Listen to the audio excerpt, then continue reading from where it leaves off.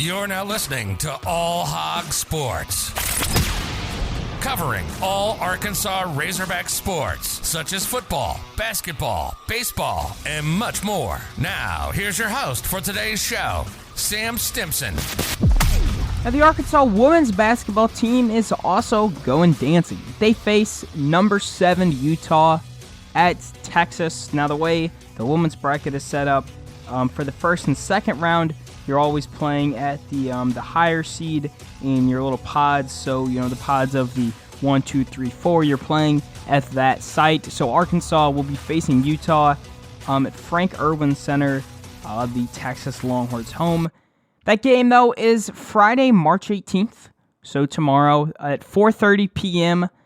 on ESPN News. Now, in all likelihood, the COVID-19 season that was canceled, Arkansas would have gone dancing for sure. So that 2021 tournament last season, the 2020 tournament that would have happened, and then this season, that makes it 3 in a row for Arkansas, and it's the third time in program history that Arkansas has made the women's NCAA tournament in 3 straight years, the second time since the Hogs joined the SEC. Now, last season, if you don't remember, at Frank Irwin Center, this is where Arkansas actually got upset by Wright State. Arkansas just didn't shoot the ball that well in that matchup. Lots of talent, though, on that team that isn't on this one. But then additionally, Arkansas has a lot of new talent, like SEC Freshman of the Year, Samara Sander, and much more. Now, for Arkansas, the team ended the SEC tournament with a loss to number 1 South Carolina, 76-54. South Carolina ended up losing the SEC tournament on a buzzer beater to Kentucky. South Carolina is a 1 seed in the whole entire tournament. Against South Carolina, though, Spencer was really close to getting a double-double for Arkansas. I think she had 8 rebounds with 10 points. Michaela Daniels was huge in that game as well. Really, though, for South Carolina in that win for them, Leah Boston, the SEC Player of the Year, was a huge for her team. She ended up having, I think, like 5 points within the first quarter and really got off to a nice start. And then they ended up going on a run at the end of the game.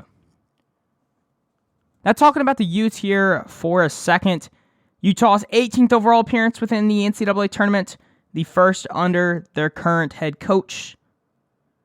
This is the first time in the bracket since 2011. They got an at-large bid. 29 wins in the regular season. Really good number for them. Very balanced team scoring-wise. Averaging 76 points per game. 15th in the nation at that statistic. Points per 100 possession are 8th in the nation. This team knows how to score the basketball. Second in scoring within the Pac-12. Have done really good at just outscoring teams and, making their worth on the court from the free throw line too. 3-pointers made, I think they're 5th in the NCAA this season, 6th in 3-point attempts, and they really passed the ball around well, 32nd in assist, and then 47th in assists per game. They also go to the free throw line a ton, so I think it's important for Arkansas to not foul a ton. Leading scorers for Utah are Gianna Neepkins, the Pac-12 freshman of the year, averaging 12 points per game at 44.3 field goal percentage. The SEC freshman of the year will take on the Pac-12 freshman of the year.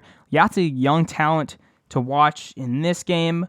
Kennedy McQueen averaging 9 points for Utah. Jenna Johnson averaging 11.9. And then Brenna Maxwell averaging 10.9 for Utah. Johnson was named to the Pac-12 freshman team as well. Now, before they ended up losing to Stanford, Stanford a 1 seed in the tournament, best team out of the Pac-12. They ended the season pretty good. They beat Oregon 80-73, beat Washington State 70-59, and California 66-60. Before that, they lost to Oregon. But the team has been really up this season. They kind of started off rough in a conference play after they had a lot of games canceled or postponed back when COVID was a bit more of an issue in January and such, but they've played every game as scheduled since January 14th. They've done really good in that category. Like I said, though, this team is really offensively led. Scoring 177 7 points per 100 possessions is a really fantastic number, 8th in the nation there, like I said earlier. Main thing for Utah, though, the combo guard of the freshmen, Johnson, and then Neepkins will have Arkansas's hands full there offensively. Utah, though, being a less efficient team on defense, Arkansas taking advantage of that. Utah allowing 67.9 points per game, 260th in D1.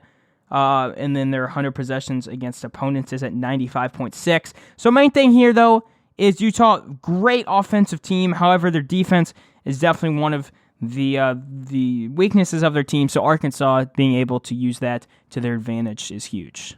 Now, a key stat in college basketball has always been the race to either 69 or 71 points. So when the Razorbacks put up 69 points or better, they're 13-2. Arkansas getting to that number would be huge. Utah giving up 65.7 points per game as of right now, so obviously Arkansas is going to have to work a little bit more to get there. Arkansas averages, though, 73.7 points per game. Now, the main thing for Arkansas, additionally, is taking care of the basketball, making smart passes. So the season-long assist-to-turnover ratio for this game for Arkansas has been 1.12. However, when Arkansas gets more assists than turnovers on that ratio, they've actually gone 15-3. So for Arkansas to dish out, distribute the basketball, and score points while limiting turnovers is huge. Have you seen Arkansas being able to play better offensively and win games when they can get to 70 points or more? For Arkansas, though, Amber Ramirez leading the team in scoring, averaging 15.1 points per game, 4.7 rebounds per game, and 2 assists. She shoots 42.5% from the floor, but from 3, she shoots 41.8%. And honestly, out of all of, I think, a lot of the three-point shooters you've seen Arkansas have, women's team and men's team, this is probably one of the better three-point shooters of all time. She has been huge for this Arkansas basketball program in the success last season, the success this season. Against South Carolina, she only had 8 points, but before that, they ended up beating Mizzou, an NCAA tournament team. In overtime, she had 17 points, and you've seen this season her drop huge totals in a win over Auburn, 30, and an overtime loss on the road to a really tough Tennessee team, 29, win over a ranked LSU team at home, 25. So key for Arkansas is to get Amber Ramirez involved offensively as she has all season, and her scoring. Michaela Daniels has been the main rebounder for Arkansas, averaging 5.4 rebounds per game. She also is averaging 13.8 points per game, so a good combo between Daniels and Ramirez scoring-wise. And then with the assist, you have SEC Freshman of the Year, Spencer. She averages 3 assists per game, putting up 12 points. Arkansas has a lot of talent, but this season they've had a fair amount of injuries and such. Only have an 18-13 record, but you look at that in SEC play. I mean, the SEC is a really, really tough basketball conference. I think that out of all the teams this year, I really like South Carolina to win it all. That's why I really wouldn't take Arkansas's loss at South Carolina that bad. Spencer had 10 points in that game.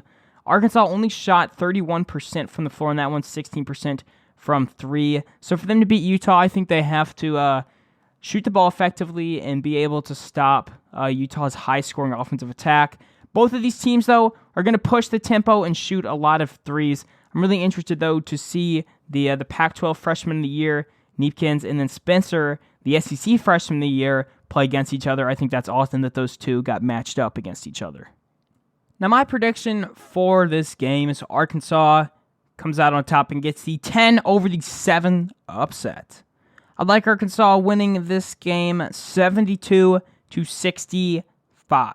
Michaela Daniels and Amber Ramirez were on last squad's team, and then they got bounced in the round of 64 last season. I think that kind of left a bad taste in their mouth because that's not really how good Arkansas was. I mean, Arkansas was a lot better than the team that they were last season, how they played in the NCAA tournaments. So I think Daniels and Ramirez has been bringing it all season offensively, but I think they'll have good games in this one. If those two can combine for about, I'd say, anywhere from like 28 points. I think it's good for Arkansas. Both of them 5'9" guards have been huge for the Hogs' success. Daniels, the rebounding leader on the team, with 5.4 rebounds per game. Additionally, for Arkansas, you want to have freshman Spencer, Jersey, really contribute to the game offensively and on the defensive side.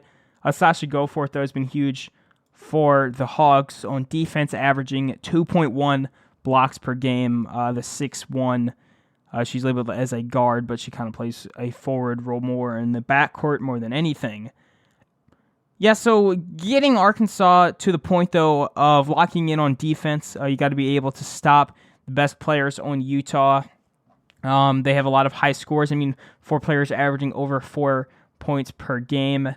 But, in Arkansas's last loss against South Carolina, you won't have players like Boston to guard. It's going to be a bit easier. Main thing for Arkansas, though, on defense is close out with how good that this Utah team is. In 3 points made, in 5th in the NCAA school record, 291. Got to close out and then limit the freshman guard, Neepkins. I think Arkansas gets the win here. Now, looking on their side of the bracket, they've got the Spokane region, and then in this one, Texas in Fairfield, 2-15 game. We'll play the winner of Utah-Arkansas. Whoever comes out of that pod there that's hosted by Texas will either face Ohio State, LSU, Jackson State, or the 11 seed play-in game is Missouri State and Florida State. So yeah. But Hogs play 4:30 on Friday. Make sure to catch them then on ESPN News. So for now, signing off. Woo Pig Suey. That's all for today's episode of All Hogs Sports with Sam Stimson. Make sure to stay tuned for the next episode covering all Arkansas Razorback sports. If you enjoyed today's episode, please subscribe and leave a 5-star review on Apple Podcasts. Follow us on social media too. On Twitter and Instagram at All Hogs Sports Pod. Like on Facebook at All Hogs Sports and Arkansas Razorbacks Podcast. And on YouTube at that same name. Thanks for tuning in to today's episode. Go Hogs!